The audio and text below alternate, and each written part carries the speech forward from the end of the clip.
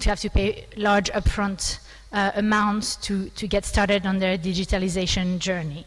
The other thing we heard repeatedly was the lack of flexibility, which we wanted to bring. So every platform of our client is a little bit different because we think that every business model is a little bit different. So this is what we offer.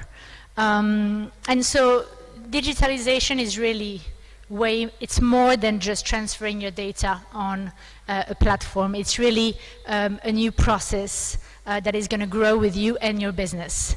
And so this is what Upia does. So we're very interested into the clean cooking area because we see more and more clients including these products to distribute them. And I think also the bigger functionality for electric cook stove is going to make a big difference. And so, yeah, digitalization was a big factor in the revolution of the SHS sector, and I think it's gonna be the same for the clean cooking industry or category, especially in light of the carbon credit programs that are increasing massively. Good afternoon, everyone. My name is Kola Oshinawo. I'm the CEO for Baobab Plus in Nigeria. Baobab Plus is part of the Baobab Group, which is a microfinance services institution. We're currently in 6 countries in Africa. And what we do is to provide access to energy, digital, and ultimately financial inclusion. We're doing this by leveraging solar home systems in the rural communities, then also using, distributing productive use appliances, both in peri-rural areas and in urban areas to serve the SMEs. Ultimately, we want to also deepen mobile smartphone penetration, so we also offer access to digital. And with this layer, it leads into financial inclusion because a lot of our customers do not have credit history. So by acquiring assets on the pay-as-you-go model, they're able to build financial credibility that we pass on to our microfinance sister organization for them to be able to offer them loans for their businesses and other areas. So essentially, we're using this sales and distribution, last mile sales and distribution channel to also distribute cook stove. We've seen successes with solar home system and sometimes failures in distribution of solar home system. Because we're speaking to the same market segment for clean cooking, we're sort of building on that stack to be able to offer these consumers the opportunity to acquire clean cooking products.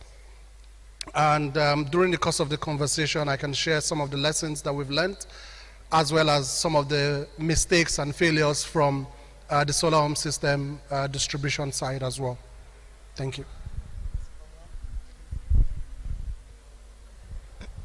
Hello, everyone.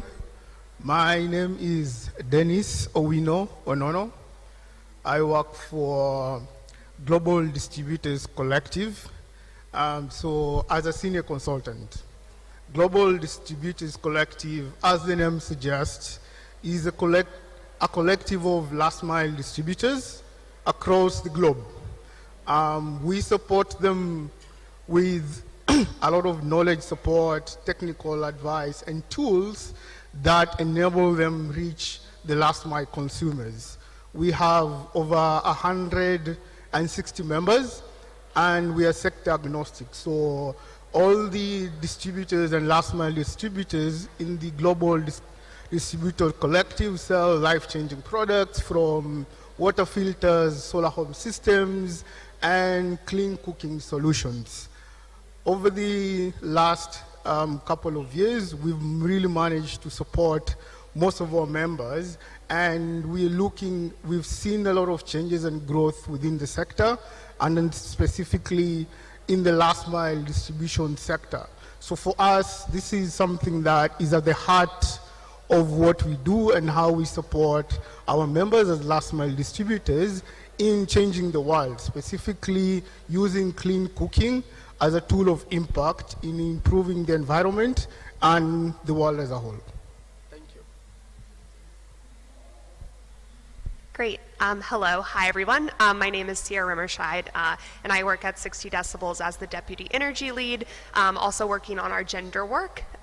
For those who may not know 60 Decibels, we are a social impact measurement and customer insights company, and so what that means is we work directly with funders, with enterprises, with government donors, philanthropies, et cetera, to understand the impact that off-grid solar companies, clean cooking companies are having for the end consumer. And so what our methodology is all about is primarily talking to these customers through remote phone surveys, using our sort of cadre of trained, locally trained research associates who speak to customers in local languages, from which our team then analyzes the data to provide sort of technical assistance and insights for companies to both help improve business operations, as well as sort of insights on the type of impact you may be having by different segmentation, whether that be gender or age, education level, poverty level, et cetera. And I'll be speaking today about our sort of adjacent work that 60 Decibels also conducts in the MFI space. So we launched the first MFI index report earlier this summer, which encompasses the results of 70 companies across 40 countries and the voices of 17,000 different consumers. So lots to unpack there and share with you all. So thanks again for being here. Thanks everyone for the introductions. I'm very excited to get into the panel today. We're going to give you guys a warm-up question before we start making you jump into failure immediately. So to start out, Sierra, maybe I can actually start with you and build on your point about the MFI work you've been doing with consumers and looking at consumers. What have been your key insights been with MFIs and consumers? What are the similarities and differences we see between your insights for clean cooking consumers and other sectors? Great, thank you, Lindsay. Yeah, so as I mentioned, 60 Decibels just launched our Microfinance Index. It's the first of its kind for the sector and the first for us. And wanted to touch on sort of three of the key findings from those results. And first, so I think we as a sector know that clean cooking doesn't do the best job it could be at serving low-income customers. By contrast, our work with MFIs has shown that group lending MFIs outperform their individual lending peers by 45% when it comes to reaching low-income customers, and are also much more likely to be reaching female customers. So some interesting thoughts there about how you might think about working with those partners to increase sort of the reach amongst low-income consumers. And this was true across all geographies. Second, we found that for those customers who might be using a microfinance loan for income generating purposes, that represented 25% of the total 17,000 customer base, and amongst those, nearly 4 in 5 saw their incomes increase as a direct result from the loan in their own experience. And then finally, when it comes to this report, the third thing we found is that when it comes to sort of making repayments and financial resiliency, these MFI customers as well, who were using these loans for income generation, were experiencing low repayment burden rates, and more than 75% were saying that they were more financially strong as a result of this loan.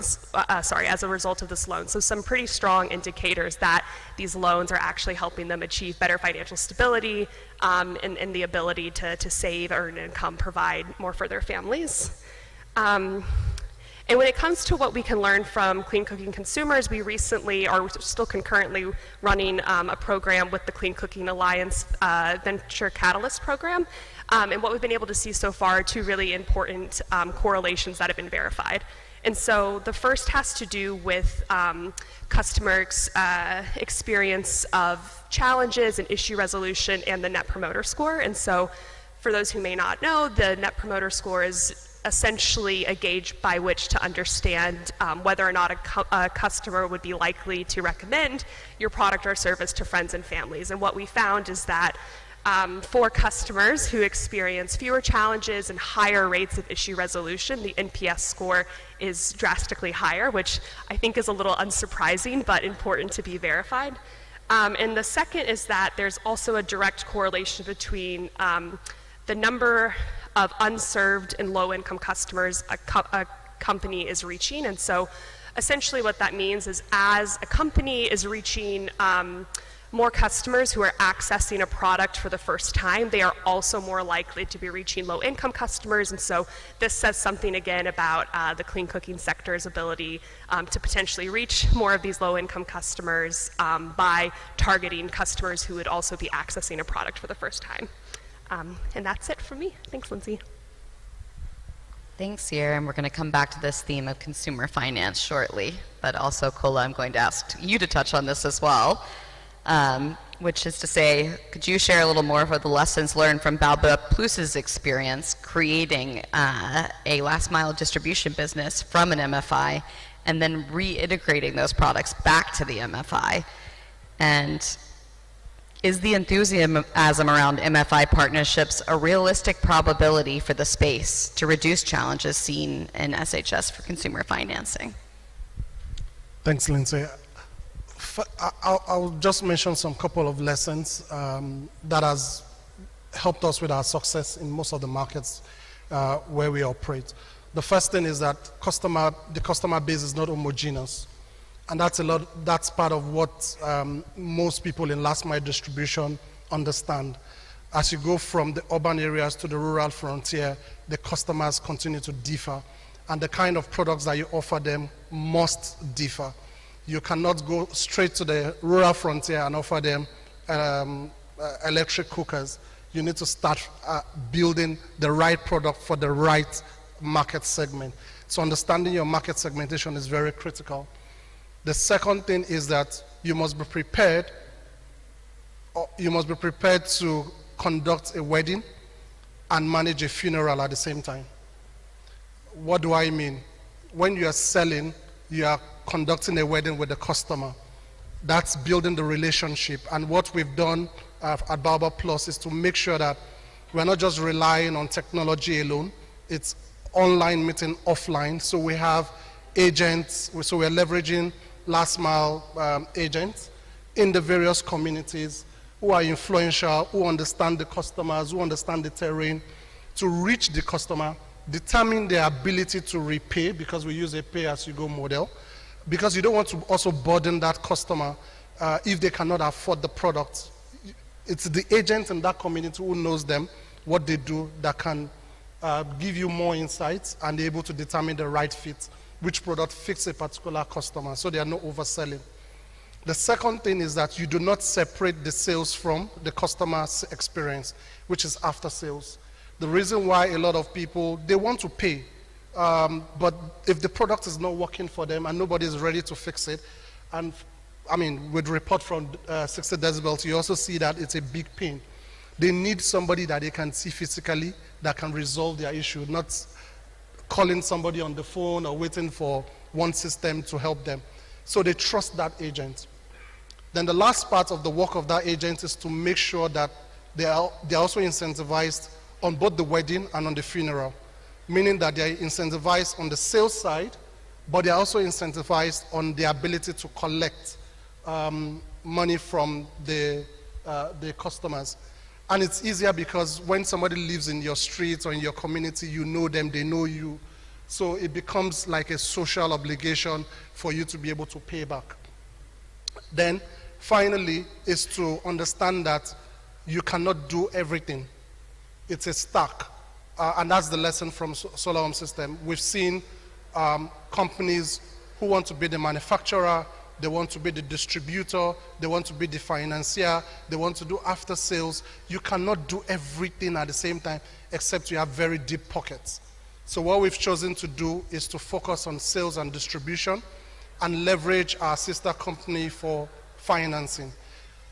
Lastly, you cannot offer one solution in terms of pay-as-you-go or financing solution for everybody. Some will go on pay-as-you-go, some will go on what we call top-up loans, where they're already going to the microfinance institution to get loans. So we just had a bit of a certain percentage on top and say, look, you can take more because we've already verified you, you have the ability to repay. Take a bit more to be able to afford a renewable energy product. Then, lastly, you also need to leverage other last mile distributors, their e-commerce companies, logistics companies, agency networks as well, that you can leverage to do the last mile distribution. And this is what is helping us. And we'll continue to balance profits as well with risk. It's really interesting to hear about your kind of journey on specialization, and I think it's something that we'll hear continue throughout the answers in the panel. Dennis, I'm going to turn to you because actually that was a really big buzzword for the Global Distributors Collective, hearing lots of emphasis on last mile distributors. So what would you say the key tools and resources you've seen necessary to scale last mile distributors, and the key lessons learned from your members and the challenges they've faced? Thanks, Lindsay. So, from the Global Distributors Collective, the main sole reason that it was formed is 4 or 5 years ago, all these last mile distributors across the world were working in silos. So the question was, how do we get them together so we can speak with one voice? Because most of the challenges do cut across different geographies, different companies in terms of sizes, different products that they sell, but there were so many underlying themes that cut across. So from what we've seen as a Global Distributors Collective, the first thing I'll speak about the power of people first. And when I say people first, is through what we've seen in our membership, the companies and last mile distributors who've really thought through how do they put their people first. So when I say people, for example, the last mile sales agent, how do you hire, how do you incentivize them, and how do you maintain them? But it's not just about that. Then how does that translate into that same person selling a life-impacting product to the last mile consumer? And then how do you support these people within that value chain with digitalization? And then how do you hire, from a strategic point of view, people who manage that whole, I would say, system? And lastly will be the companies that we've seen that do take time to understand their last mile consumer, and then working together with product manufacturers, designing custom-made products that work for people and not the other way around. So it's been something that we've seen with certain examples that with different partnerships that have worked together to design custom-made products for last mile consumers, and the last mile distributor do get revenue from that.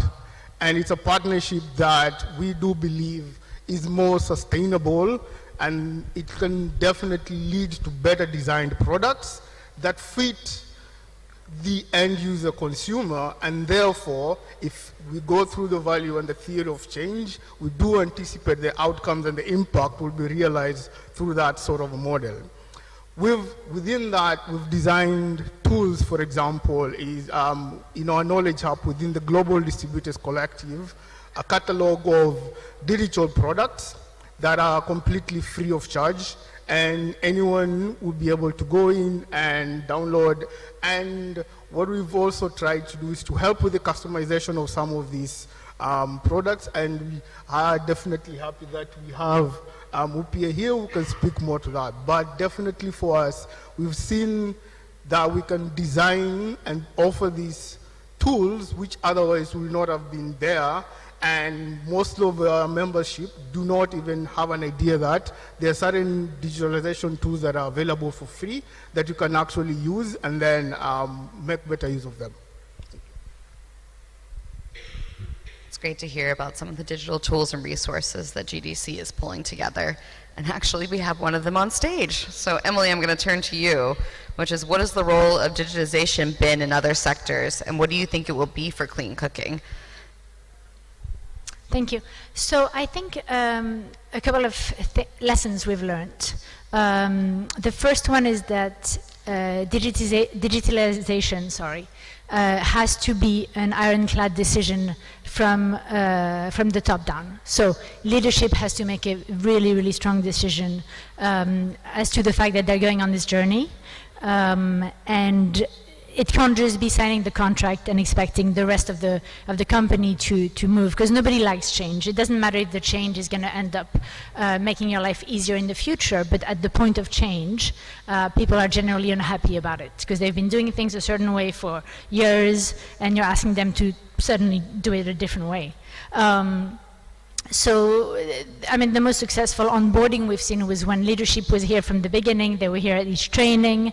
They had an official kickoff meeting on the day where they were switching to UPIA. So that's one of the lessons we learned. The other one is that the real cost of digitalizing your business is not so much the price tag of the software, it's the cost in time. Because you want to train people properly. If you have hundreds of agents, it's not going to happen overnight. It will probably take weeks to train all these agents. So that is actually the real investment. So that's the second lesson. Another one is that it's going to happen in a way. You cannot scale without digitalizing your business. So in a way, the sooner you do it, the better you are, because you don't have the headaches of migration later on and training hundreds of people. Yeah, so these are three lessons I think we can take from the solar home system sector. Thanks so much, Emily. And I guess now to the moment we've all been waiting for. We're going to turn to failure. What do you see as the greatest failure to learn from your respective sectors, and what would you bring from that to clean cooking? You knew it was coming, so looking forward to the response. Great. Thanks, Lindsay. So I don't know if I would say this is the greatest failure per se, but I think a thing that has really stood out to me as a result of the Microfinance Index is the sort of lack of a deep difference in impact for male and female customers of loans. I think often when we talk about gender or products that might be benefiting women disproportionately, we do that with a lot of assumptions and with hypotheses that maybe aren't totally rooted sort of in truth. And so I think I guess my thoughts here, what they're really about is sort of saying, you know, if you think about women's empowerment, there might be 4, 5, 6, 7 different dimensions there. And I think right now we assume that for every product or for every service, there's a direct correlation, right, between potentially microfinance or clean cooking and time use, or microfinance and clean cooking and another dimension. And instead, what we should be thinking about is, where do we reasonably believe there might actually be correlative tissue there, and can we start first building a knowledge base to think about like the deeper questions that we can either A, confirm whether there really is a limited difference, you know, for microfinance customers when it comes to gender, or if we're just not asking the right questions. And I think it's probably the latter, but definitely more to unpack there. A lot of food for thought there. Dennis, can I turn to you? For us, and what we've seen is, given the sector that most of our membership do sell a lot of solar home systems just by design, and what we've seen in the last report that we put out, the state of the sector, the number one issue that came that our membership was saying is access to finance. And to see how local last mile distributors are more affected as opposed to international distributors. And for us, we do know that they are the ones who really have the capacity to have the biggest impact at a local level towards to the end consumer. So I think there is an opportunity there, and we've done a lot of work in terms of how, first of all, we can better prepare most of these last mile distributors to be investment ready, and there are tools that we're designing with them and also to help them implement. But I think there's still a lot of work that needs to be done, and most of our membership, they're just almost a crisis away from giving up, and going under. And there will be the same distributors who will be able to carry additional life-changing products, for example, with cook stoves and such. So I think right now what we've seen on the solar home system, and it's something that we can learn from there and see how to best support distributors who specifically think they can now carry additional products with clean cooking. Thanks, Dennis. I think I'm already hearing an access and equity theme coming through those first two answers. Kola, can I turn to you? Yes, thanks. I think the first failure is not building a risk culture within the teams, within the value chain, within the whole system, especially for solar home system on pay-as-you-go. And that's why you see a lot of defaults and with customers and all of that. So a lot of solar pay-as-you-go companies, if they don't build that risk culture from day one, and it is the tone at the top, right from the CEO to the agent at the last mile, understanding that it is not just about sales, it's also about the risk and assessing the customer fit for the product and ensuring that they are not overselling, because you do have agents who oversell, overpromise, but also putting another layer of check. So making sure that beyond the agent, do you also have another layer that checks that the customer is fit for that product? Because you don't also want to burden the customer with debt, and at the end of the day, where you're trying to solve one problem, you're creating another one. So building a risk culture is one failure that we are also learning from our competitors and other markets where we operate. The second one is that you must have different business models. If you're doing pay-as-you-go, you must also factor opportunities for cash business and leveraging other sales channels across board. So microfinance institutions, using your agent network, using e-commerce channels to do the first mile delivery for you. So all of this, there's no one business model. So you continue to iterate till you find the right fit for a particular market. Lastly, last mile distribution is logistics business. And a lot of companies tend to forget that doing logistics in Africa is very intense, it's very costly, but you also need to leverage people that are already doing the logistics. If they already have the platform, if they already have the network, why not leverage them while you're also trying to build last mile logistics? So for me, those three things: risk, multiple business models, and continue to iterate till you find the right fit. Then also understanding the fact that it's a logistics business and leveraging other organizations in driving your logistics will be key to success. Thanks so much, Kola. Emily, can I turn to you? Thank you. So I'm going to rejoin you here exactly, actually, because I think one of the biggest failures we've seen is the solar home system distributor not analyzing the risk properly, because the important thing for them is to sell. And so we see them because we can see the defaulted or the locked units, and we can see how big the data collection is that they gather, which is sometimes really, really little. So they're not asking the right questions because they want to sell as fast as possible, deploy as many units as possible. So this is, this is a failure we've seen as well.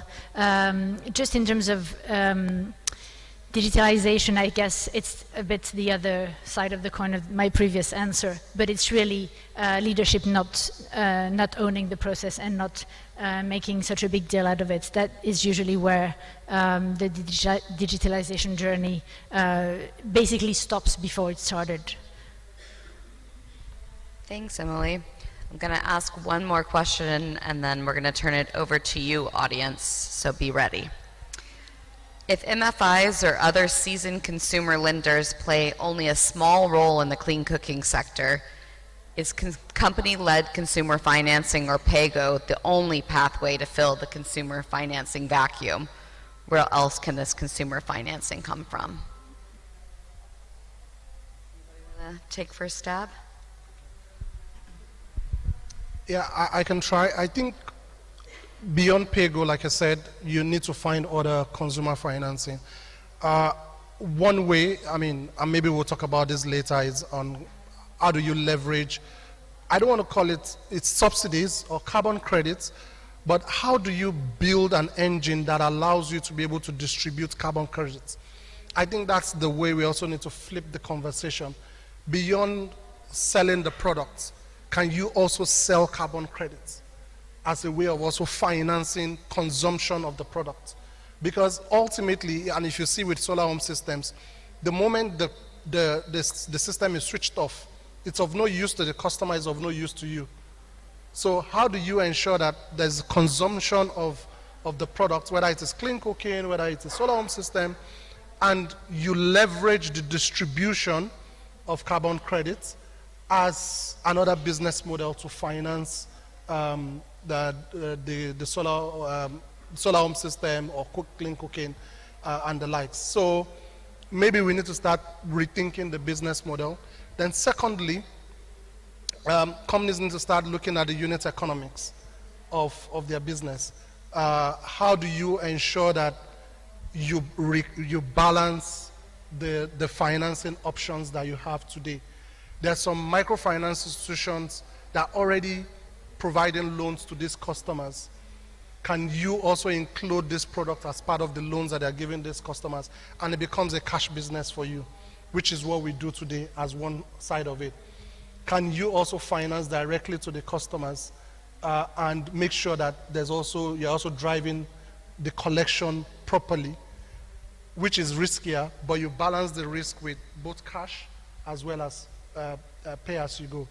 And you put that in the proper unit economics such that even if there's no subsidies, how do you make sure that you're still profitable at the end of the day?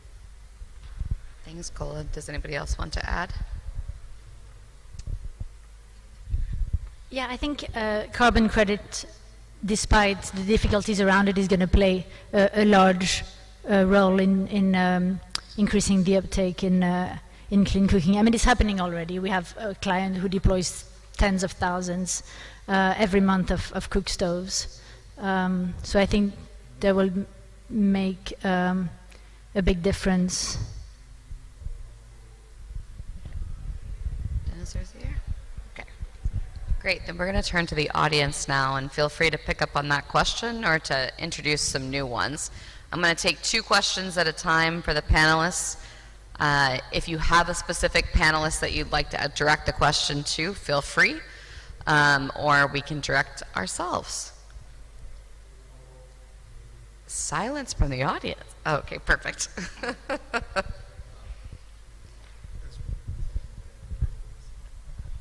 thank you. Hi, I have a question specifically for the 60 decibels team.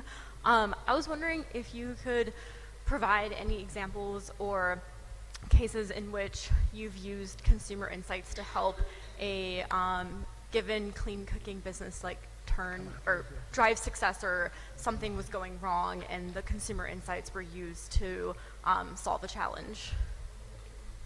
Sorry, I'm just having a hard time hearing. I just want to make sure I heard sorry. you right. No, that's okay. I was wondering if you can give a specific example or a case in which you have used consumer insights from a clean cooking business to help them turn their operations around if something was going wrong, or help them drive success, and how then you quantified the success from that. Sure, yeah, I'll answer that after we take the next question.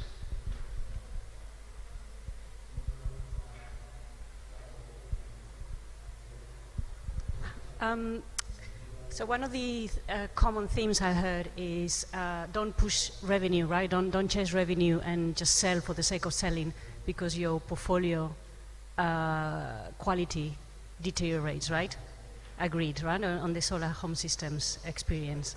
How are we going to avoid how are we going to avoid the tendency or the temptation to sell with consumer finance of one shape or another and push revenue for the sake of revenue, and then end up with the same mess of people not being able to afford whatever product they buy? I didn't get it. Sorry, guys, all we can Oh, you hear can't hear? Is the echo? Oh. It's, yeah, I don't know, what do I do? I shout. The revenue, right? You were saying what happened in the solar industry, sell, and then you end up with a massive repayment problem, right? How do we avoid that in the clean cooking? How do we not make the same mistake of just pushing either subsidized stoves or stoves with some kind of consumer finance attached to it? So to reiterate, I think the question, and Rocio, please tell me if I'm got it right, is that within the SHS sector, the history was to sell, and then down the line you're dealing with what is a pretty messy repayment crisis on your hands. How do we rethink repayment for clean cooking so that we don't repeat that mistake? Did I get it okay? And I think there's several people who might want to think about that. Great. Maybe while they mull that over, I can answer the question about an example. And so, yeah, I mean, that's kind of what we do every day, right? As we conduct these lean data projects, we then deliver an insights report to companies, and you know, there's a host of sort of core 60 decibels indicators we include in every project. And for example, a couple of these are what is your challenge rate? So how many of your customers are experiencing a challenge, and of those, how many people are actually having their issues resolved. And this kind of ties back to what Kola was saying about after sales customer service and the relationship you have with customers there. And so I think my experience of companies hearing these results when they see, oh wow, I'm having 45% of my customers experiencing a challenge, but 80% of them aren't having their issue resolved, it kind of sets off an alarm that might be something they really need to look at. And so the hope through the insights we would provide is that you then are able then to go through your raw data, see maybe specifically which customers are having those challenges. Then you can start putting your post sales service team on that, thinking about replacements, fixes for products that might be broken, etc. Sierra, any takers for the question on managing repayment into clean cooking? Okay, so I mean, there are a couple of ways you can do this. I mean, for us, what works, or what we've seen that works for us, is that we look at the customers that have purchased solar home systems. We look for certain patterns. The first thing is their first repayment. Did they fail? If a customer fails the first repayment, there's a problem with that particular, the ability of that customer to repay. Secondly, you must see yourself as a life partner of that customer, meaning that you want to be able to replace most of the appliances or give them access to energy with different appliances. So what we do is we look at customers that have done like 50%, 60% of their repayment on solar home systems, because some of the cook stove are not metered, so and you can't shut it down like solar home system or productive use appliances. So customers that have passed a certain stage of repayment and have not failed on a weekly basis or on a monthly basis to repay, you'll be able to include the cook stove as part of their solar home system offering, and you recalibrate again. It doesn't increase how much they pay on a weekly or on a monthly basis, but it just extends the period they are with you. And that is one way of ensuring that you are beginning to build loyalty with those customers while also taking risk into consideration. That is one of the ways that we found that really works, and we continue to monitor. Like I said, it's an iterative process. Until you find the right model before you can say this is a foolproof model. But what we also see is that from the day one, your ability to sell right to the customer is also key, and that's why these last mile agents are very important. And if you're incentivizing them more on sales and not on risk, then they will do more sales. If you're incentivizing them more on risk, then they will be very careful not to oversell to those customers. Can I add something as well? I think there's also a difference if you're a distributor of solar home system and you're still here. It means you, first of all, you did something right, and also you might have learned from your mistake of not analyzing the risk properly the first time around. So if you now go into clean cooking, you'll use the lessons you've learned. If you're only distributing clean cooking, then it's a little bit different because you didn't have the benefit of learning from your mistakes the first time around. So I guess one way to get also more investments in the clean cooking category, it will also be to have better data, to have base case, to document through time, to be able to show the impact you have. So that might help as well in terms of analyzing your clients a little bit better. I'm going to take my sorry. Sorry, I was just going to add one additional thing. So 60 Decibels has been working with GOGLA, they're the Global Off-Grid Lighting Association, in case you're unaware of who they are, on basically translating a code of consumer protection principles into a lean data assessment. And what's come out of sort of this recent research with them, which is really interesting, is trying to understand the extent to which, right, customers actually have a clear sense of contract language of what their repayment schedule is, what happens if they don't make repayments. And so I think there's also something interesting in the sort of delta between what is the actual understanding of what a customer ultimately does sort of take away from a contract after they've signed it versus what they say they understand, and sort of how that matches up to their repayment rates or other behaviors. And so just an additional sort of layer to think about when it comes to sort of consumer protection. Yeah, so lastly, I just also wanted to share with clean cooking, it's more of behavioral change. So in the early sectors, for example, when you're speaking with solar home systems, speaking about repayment, the drive was repayment, repayment, repayment. But with clean cooking, usage is really key. And most of when that is the anchoring message, and it's layered on the level of impact that most of the consumers will see, and on a day-to-day basis, when they use it, then it's easy to communicate the repayment and link it to how much impact it has with them, as opposed to if the message is flipped on the other side where you're really driving on the repayment, then there's a bit of a disconnect between the messaging and what they are saying. So it's something that we've seen some of our members do try in how they instinctively, and also how they coin their messages within SMSs or even within the call center to really drive usage and understanding the impact within usage. And then the last message is now how that links into repayment. I'm going to take a liberty also as the moderator and switch to give a little bit of an answer, which I also think that the behavior change point is actually an interesting one, because there's a voice we don't have on the panel, which is the voice of the investor. And I think that there's a behavior change opportunity there too that we learned from the SHS sector, which is that there's also a point from the investor lens to say that what's the difference between growth and healthy growth that puts you on a path to profitability. And I think one of the things that we learned from the solar sector was that growth mentality was not only coming from companies, but also investors that are shared across these sectors. So I can't speak for them, but I'm hoping that's also been a key takeaway as we see a lot of work around KPIs, path to profitability, and unit economics work that is hopefully helping to constrain some of the growth in favor of poor repayment. Sorry, I took a liberty there.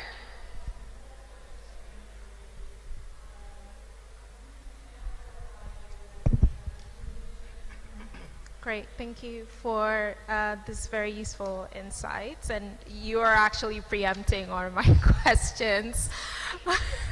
So we are moving towards I think, a point where it's not just about investing for growth or sales, but we're also looking at the impact that this investment has on communities. So focusing a lot on the social investment and the social return of investment. And my first question is, are there good examples out there of best practices of companies that have set up tangible metrics to track the social impact of their businesses, and then leveraged and gone on to leverage these metrics to then get more investment into the clean cooking space or even the energy space?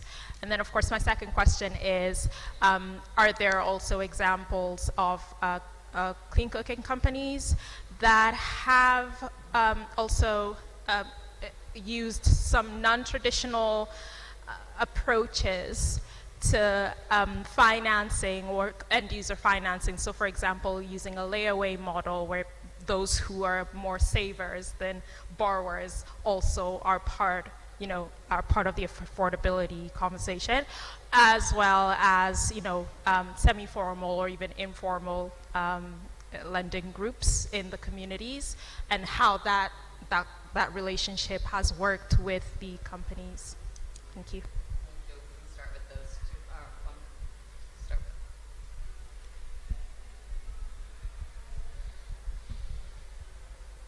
Hi, my name is Pantaleon from Up Energy. My first comment is related to the question that she asked about solar home systems and clean cooking. I think it's important to differentiate that with solar home systems, you are most likely replacing a candle with a much more expensive product. With clean cooking, you are replacing a less efficient stove with a more efficient stove, which means direct, immediate impact for the end user, which also increases their ability to pay because they get direct savings. Now, that said, we also mentioned a bit of comment about behavioral change, and I'm asking the entire panel, one industry that I know that has been very, very, close with people in the last mile end users are, farming groups who have helped transform farmer behaviors, both on how they farm, how they source for, their inputs. Do we have any learning from from that particular industry, the agri industry, with clean cooking? Because we are also trying to change behavior, and I think it would be interesting to see if we have any feedback from a similar industry that is changing behavior. Thank you. Hello. I'll take the lady's first question. Sorry, I didn't catch her name. But I think it's a great question. It's exactly why 60 decibels exists, right?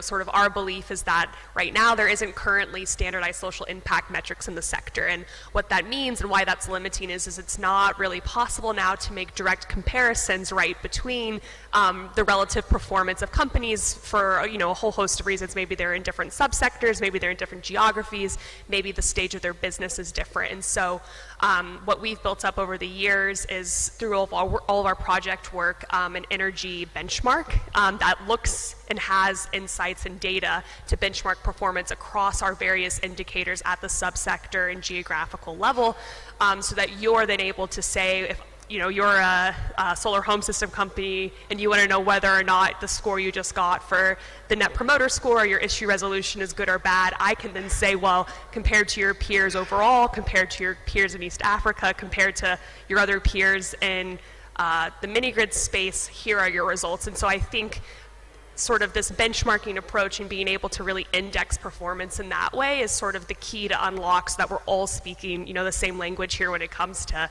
impact metrics or business performance metrics on the whole. I can take the second question. Okay, thanks, Pantaleon, for the question. And I think it's an opportunity, especially for Farmers Association.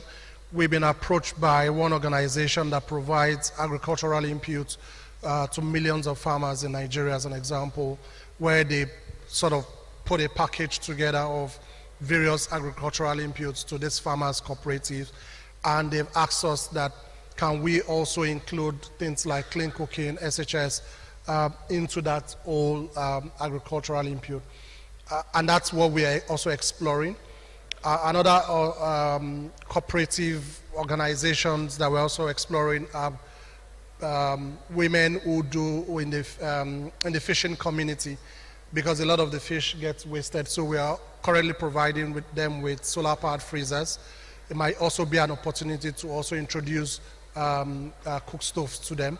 So all of these adjacent last mile distribution organizations are things that present opportunities for us to be able to deliver clean cooking products. But most importantly is to be able to tailor it to their needs and to the particular environment. And I think it's an opportunity to scale beyond what we currently have. And I do agree it's a behavioral change that needs to happen. For example, we've seen people ask us, oh, why are you not pushing electric stoves? But there's also a cultural issue in certain areas where you want to cook jollof and it doesn't have that firewood smell because of electric stove. But if you're able to give them improved charcoal stove, gradually you start changing that behavior that, look, there's no smoke here, it helps you cook faster, then you start moving them up the value chain. But just throwing something at them for the first time, you're going to meet a cultural brick wall. Thanks so much, Kola. I'm being given the signal that we need to wrap up, so I'll just end with this just to say that I recognize that cooking is different, but I also think there's a lot of themes here on equity, access, finance, behavior change that impact all of us as adjacent sectors, to use our thematic word. And then I also wanted to make one quick plug, which is to highlight a recent paper in Energy Research Social Science, which was entitled Lost Learnings, Breaking the Silence of Failure in the Energy and Development Sector. And to encourage you, Iwona, can you give a wave? She can tell you more about the paper, but it mapped very, very closely to our themes on this panel. So let's give everybody a round of applause. Thank you.